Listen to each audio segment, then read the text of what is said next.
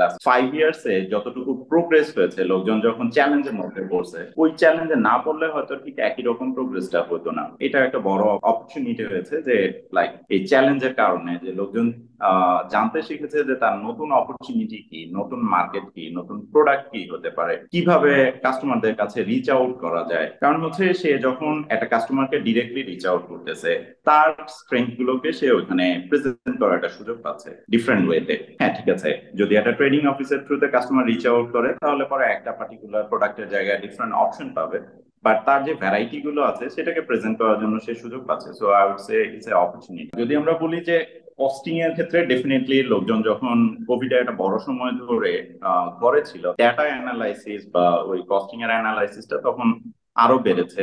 যখন লোকজন গত বছরের ক্রাইসিসের মোমেন্টের মধ্যে দিয়ে গিয়েছে, তখন অর্ডার ফ্লো কম থাকাতে দেখা গেছে যে ওইটাকে আরো ডিফারেন্ট ফ্রেগমেন্টে ভেঙে নিয়ে কিভাবে ওটাকে সামনে নিয়ে যাওয়া যায়, বিজনেসটাকে সাস্টেইন করা যায়, ওই জায়গাতে লোকজন কাজ করেছে। সো এই চ্যালেঞ্জটা আমার মনে হয় যে সামনেও আরো থাকবে, is not going to be over. তো আমাদের ওভারহেড বেড়েছে, পাশাপাশি ওভারহেডের পাশাপাশি ইউটিলিটি ক্রাইসিসের কারণে ইউটিলিটি কস্ট বেড়েছে, আমি লাইক প্রোডাকশন কস্ট বেড়েছে। আমরা ওই চ্যালেঞ্জটাকে যখন ফেস করতেছি, তখন এটাকে যদি আর একটু কনসিয়াসলি করি, কারণ এটা সামনে আরো চ্যালেঞ্জিং হবে। আমি আমার এই ক্যারিয়ারে যতদিন আছে আমি কখনো দেখি নাই যে কোনো পার্টিকুলার স্পেসিফিক কেসে ইয়ার্ন প্রাইস বা কোনো ম্যাটেরিয়াল প্রাইস বেড়ে যাওয়া ছাড়া কোনো প্রাইস অ্যাকচুয়ালি বেড়েছে।